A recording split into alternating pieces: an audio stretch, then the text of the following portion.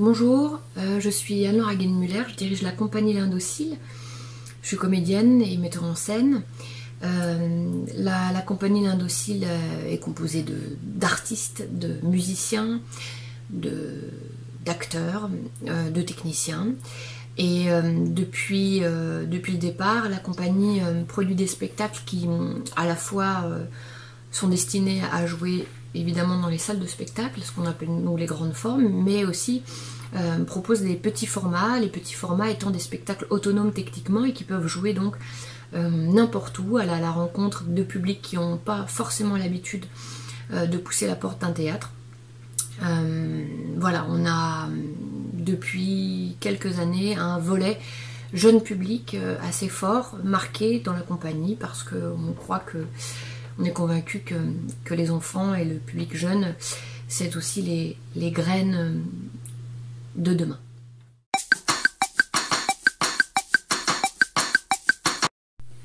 La période qu'on traverse, c'est une période évidemment éminemment compliquée, difficile, principalement je pense pour la perte d'horizon, créer, se réinventer, qui ont été des injonctions du gouvernement.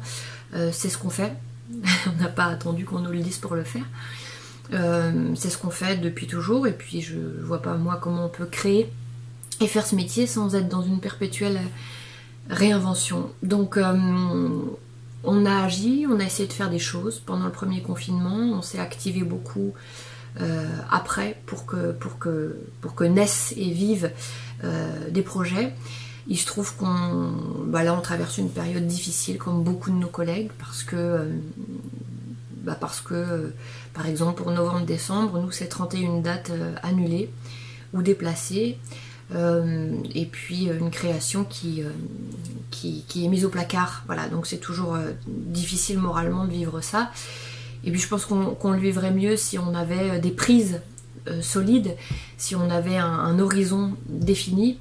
Parce que c'est toujours plus facile de passer une période difficile en se disant voilà, il faut tenir un mois, 2 mois et puis après ça ira mieux. Là l'avenir est compliqué, incertain. Voilà, puis je pense qu'il y a une sorte de blessure de nos métiers. Voilà. Cela dit, ça ne nous empêche pas d'y croire et d'agir comme on peut avec les cartes qui sont données, jouer avec ces cartes là. Absolument pas au détriment ni de la qualité, ni du fond, ni du sens, parce que ça je pense que c'est absolument essentiel. Mais voilà, après le coup de massue, on essaye, comme beaucoup, d'inventer et de voir ce qu'on peut proposer avec ce contexte-là.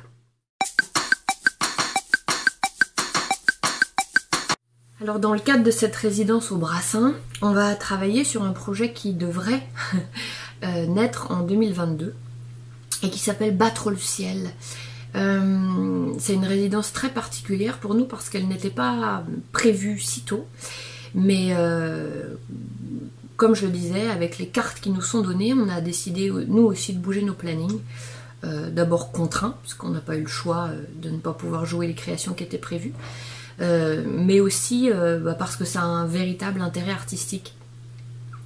Alors Battre le ciel, il faut un peu raconter l'histoire de ce spectacle qui est, je crois, parfaitement incroyable. Il y a un an, en novembre 2019, je jouais dans un spectacle d'Olivier Chaplet qui s'appelle Oncle Vania de Tchekhov et un auteur qui s'appelle Gilles Baume avec qui j'ai travaillé plusieurs fois, notamment sur notre spectacle Les Pas Pareils puisqu'il en avait écrit le texte, est venu voir Oncle Vania. Et bien quelques semaines, enfin très peu de temps après, j'ai découvert dans ma boîte mail un texte de la part de Gilles, écrit comme une surprise, comme un cadeau. Un texte écrit pour moi et pour Fabien Joubert, un autre comédien qui jouait le rôle d'Oncle Vania. Il faut vous raconter l'histoire de ce projet, de quoi parle ce texte, parce qu'il y a quelque chose de prémonitoire qui nous a évidemment bouleversés. Battre le ciel, c'est l'histoire d'une famille de comédiens, d'un couple, avec leur petite fille Lucia, qui arrive dans un théâtre pour y jouer, comme on le fait nous dans nos métiers de manière fréquente, et la petite va tomber malade, ils vont faire venir le docteur, Et il se trouve que le docteur va décréter que cette famille doit être enfermée, aujourd'hui on dirait confinée, enfermée dans ce théâtre jusqu'à nouvel ordre, sans quoi les forces de l'ordre les abattront, parce qu'une pandémie s'abat sur le pays. Et ce couple de comédiens va choisir de se battre avec leurs armes à eux, leur arme principale étant le théâtre et l'art. Et donc pendant 40 jours et 40 nuits, ils vont jouer, inventer, créer pour leur petite fille, au rythme de ses réveils, pour la maintenir en vie, pour la sauver.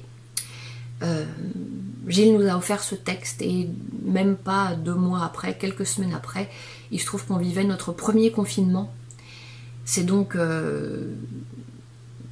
phénoménal que ce texte soit né, soit arrivé, que ce projet soit là.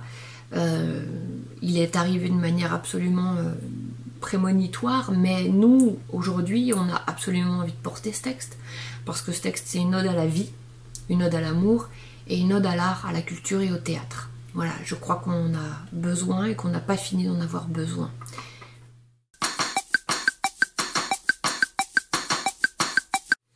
Alors, qu'est-ce qu'on va faire pendant cette résidence? Cette résidence, elle arrive de manière un peu miraculeuse, et il paraît que du chaos naissent les étoiles. C'est pas faux parce que on n'a plus le droit de jouer, mais on a le droit de créer et de répéter. On aurait dû commencer à répéter ce spectacle un tout petit peu plus tard, dans quelques semaines, mais on va utiliser le contexte pour faire se rencontrer finalement fiction et réalité. Dans Battre le ciel, il est question d'une famille de comédiens qui est coincée dans un théâtre. Et ben c'est ce qu'on va faire. C'est-à-dire qu'on a décidé d'aller y vivre jour et nuit, manger, dormir, se laver, vivre dans ce théâtre pendant quelques jours. Ça va donc être pour nous une sorte de résidence, on pourrait presque dire expérientielle, un premier labo de recherche, une sorte de workshop autour de cet état, autour de cette contrainte du confinement. Et puis évidemment, ça a du sens pour nous que la fiction rejoigne la réalité. Donc on va tester toutes ces choses-là. C'est la première fois qu'on va s'emparer de ce texte au plateau, dans un théâtre. Et puis on aimerait pouvoir commencer à aborder toutes ces thématiques d'investir un théâtre, comment renaître, comment créer dans ce chaos, qu'est-ce que c'est que d'y vivre dans ce théâtre. Nous on le connaît la journée, on le connaît quand on arrive pour installer un spectacle, on connaît quand on rencontre le public, mais qu'est-ce que c'est un théâtre la nuit, un théâtre le soir, la journée, qu'est-ce que c'est quand on ne peut pas en sortir, quand on y mange, quand on y dort, quand on se lave, voilà. Et comment de ça, cette famille d'artistes crée, invente pour leur petite. Donc ça on va l'expérimenter, on va le tester.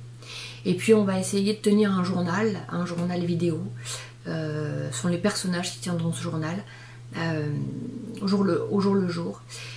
On aimerait beaucoup, et c'est ce qu'on va faire, que tout le long du processus créatif de la création de ce spectacle, donc, on puisse vivre et travailler dans ces conditions-là. Parce qu'après tout, là on le vit en période de confinement, mais pour nous ça a tellement de sens de pouvoir inventer ce spectacle au fil des mois, plus tard aussi dans d'autres théâtres, en se confinant, c'est-à-dire en étant enfermé dans les théâtres. Et bien on aimerait vivre ça, on aimerait que tout le chemin créatif de ce spectacle passe par là. Voilà. Oh, mes petites recommandations culturelles du moment, c'est plutôt ce que je lis et ce que j'écoute moi en ce moment. Je conseillerais un très beau livre d'Hubert Haddad qui s'appelle Vent printanier, qui sont des petits contes très beaux. Et un autre livre qui s'appelle Le Garçon de Marcus Malt. Voilà, et puis en écoute dans les oreilles, j'aurais tellement de choses à proposer. En ce moment, il y a quelqu'un qui m'accompagne, qui me fait du bien. C'est comme un amour retrouvé. Ça faisait quelques années que j'avais pu écouter, et pourtant ça m'a accompagné longtemps. C'est Nick Drake, voilà. Donc je conseillerais cette douceur pour vos oreilles. On a très envie que ce spectacle soit un spectacle qui respire la vie. On a envie d'un spectacle foutraque, déglingué, joyeux, punk. Et puis en prise avec les gens. Je sais pas comment et quand on sortira de toute cette période, mais je crois que plus que jamais on aura besoin d'aller à la rencontre, d'être ensemble, et ce spectacle-là en est l'incarnation, le désir, en tout cas pour nous, dans notre chemin théâtral. On souhaite un spectacle, non pas dans un dispositif scène-salle classique, mais on souhaite jouer avec les gens, au milieu des gens, voilà. Et puis pour finir, je crois que cette période qui nous blesse tous à différents endroits, et puis qui pose aussi les questions de l'essentialité, parce qu'on a beaucoup entendu ça ces dernières semaines. On pourrait se demander pourquoi créer, pourquoi continuer, pourquoi s'acharner à faire ce qu'on fait, à faire notre métier.